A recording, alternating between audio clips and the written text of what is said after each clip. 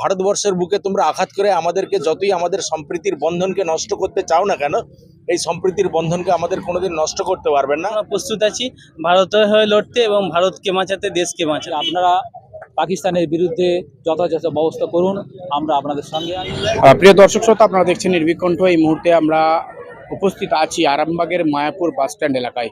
Mayapur bus stand এলাকায় আমরা দেখতে পাচ্ছি যে একতা ফাউন্ডেশনের উদ্যোগে তাদের কর্মীরা বেরিয়েছেন যে কাশ্মীরে ২৬ জন নিরীহ ভারতবাসীকে যেভাবে নির্মম হত্যা করেছে জঙ্গিবাদ বা সন্ত্রাসবাদ, এই জঙ্গিবাদ বা সন্ত্রাসবাদ তারা কোনোভাবেই মেনে নিতে পারছেন না।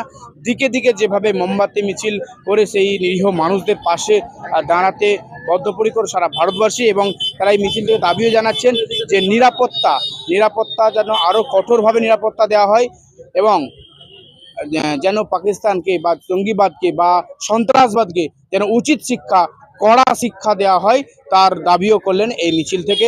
আমরা তবুও শুনে নেব কি বলছেন আজকের মিছিলের এবং একতা ফাউন্ডেশনের কর্মকর্তারা কি বলছেন, আমরা শুনে নেব। দেখতে থাকুন, সঙ্গে থাকুন নির্ভীক।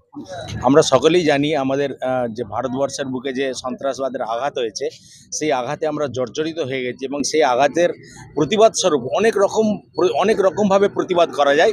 মোমবাতি মিছিলে এই প্রতিবাদেরই একটা অংশ এবং এই প্রতিবাদ স্বরূপ আমরা আজকে মোমবাতি মিছিল করেছি এবং এই মোমবাতি মিছিল থেকে আমরা এই বার্তা দিতে চাই, ভারতবর্ষের বুকে তোমরা আঘাত করে আমাদেরকে যতই আমাদের সম্প্রীতির বন্ধনকে নষ্ট করতে চাও না কেন, এই সম্প্রীতির বন্ধনকে আমাদের কোনোদিন নষ্ট করতে পারবেন না।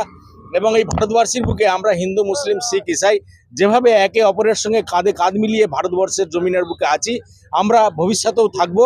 তোমরা আমাদেরকে কোনোভাবেই হারাতে পারবে না, আমরা তোমাদেরকেই বরং বিনষ্ট করে দেব।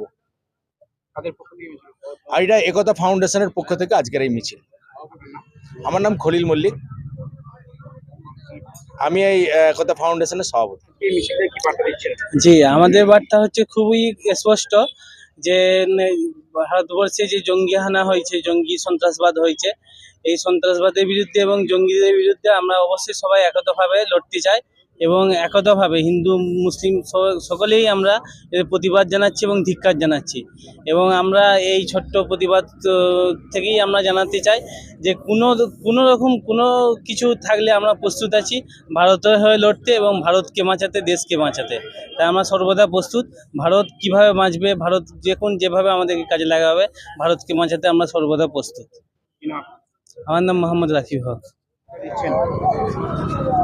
2025-এ 22শে এপ্রিল মঙ্গলবার 2:40 কাশ্মীরে যে জঙ্গি হানা ঘটেছে, মানবতার বুকে আঘাত করেছে এবং ভারতের সুসন্তান 26 জনের যে নির্মম বলিদান হয়েছে, আমরা সেই যে প্রক্রিয়াকে আমরা ধিক্কার জানাচ্ছি। আমরা এখানকার মানুষ সোচ্চার হয়েছি, তার প্রতিবাদ করছি এবং সরকারকে আমাদের বার্তা দিচ্ছি যে আপনারা পাকিস্তানের বিরুদ্ধে যথাযথ ব্যবস্থা করুন, আমরা আপনাদের সঙ্গে আছি। আমরা দলমত নির্বিশেষে, জাতি ধর্ম নির্বিশেষে সমস্ত মানুষ একতার সঙ্গে আমরা লড়াই করব, দেশের সরকারের পাশে আছি। মেহনতি যারা মারা গেছে তাদের যে ফ্যামিলি, তাদের যে পরিবার, তাদেরকে আমরা সমবেদনা জ্ঞাপন করছি এবং তাদের পাশে আছি বলে বক্তব্য শেষ।